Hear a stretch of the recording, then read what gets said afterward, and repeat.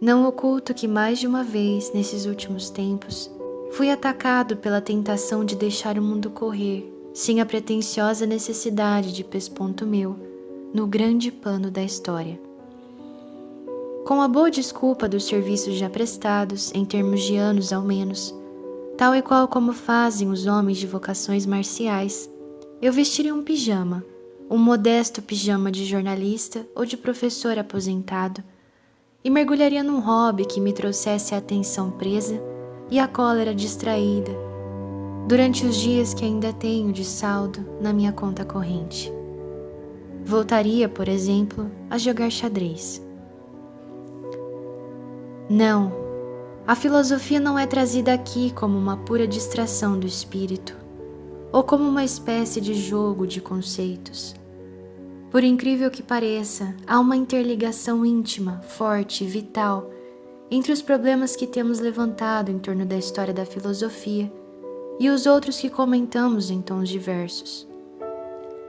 Entre a noção de matéria e forma, por exemplo, e os debates sobre nacionalismo, petróleo, internação da capital, etc.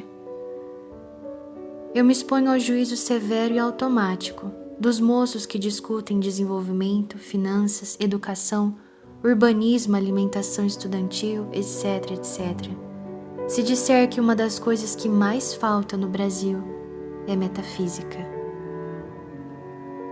Basta, aliás, soltar esse vocábulo, metafísica, para logo se desencadear nos jovens cérebros uma série de ações transitivas, como nos robôs, terminando numa fórmula fulminatória ou num sarcasmo estereotipado. Nesta altura dos acontecimentos, recomendar a metafísica, tentar recolocar a filosofia no trono da cultura, deve soar nos jovens ouvidos como uma insólita proposta de regresso à pedra lascada.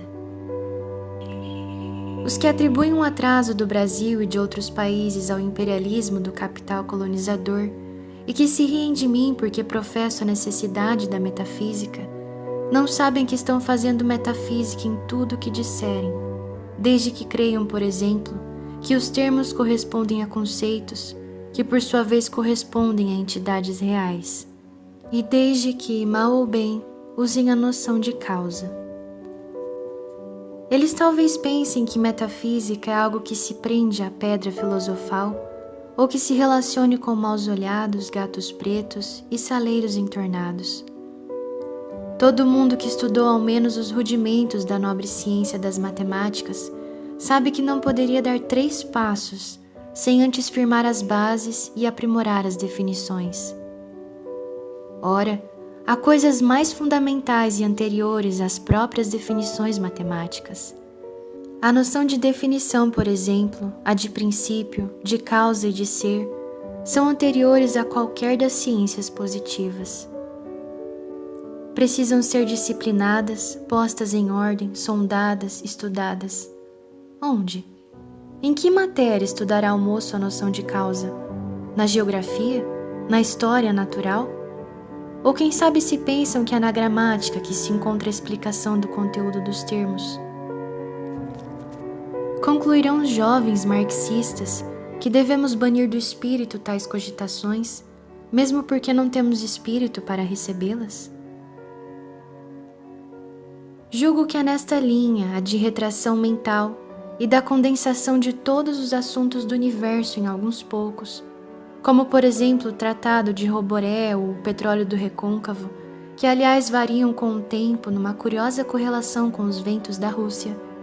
Julgo que é nessa direção, dizia eu, que devemos promover o enterro definitivo da metafísica. Não se fala mais nisso e acabou-se. A questão é que não há meio de não se falar mais naquilo tudo que a metafísica implica. E se alguém quiser levar a purificação mental até a abstinência completa das noções de causa, de unidade, de ser, etc., não terá outro remédio se não ficar enrolando os dedos num silêncio discretíssimo e total, como aconselhava o mesmo grego aos céticos. O que resulta de tal atitude, sobretudo se ela tende a se generalizar, é o que se vê. A sociedade que se abstém de filosofia passará a filosofar mais do que nunca para provar que deve abster-se, e sua filosofia será cada vez pior. Não digo que seja necessário para a perfeição de uma quadra histórica o estudo pormenorizado da filosofia por parte de todos os seus habitantes.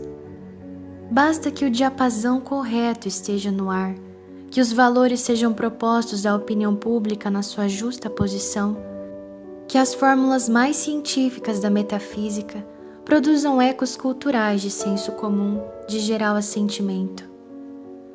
Basta a retificação das pontas, dos vértices da sociedade, para que a grande maioria de vontades ou inteligências disponíveis, neutras, acompanhe o passo da dança.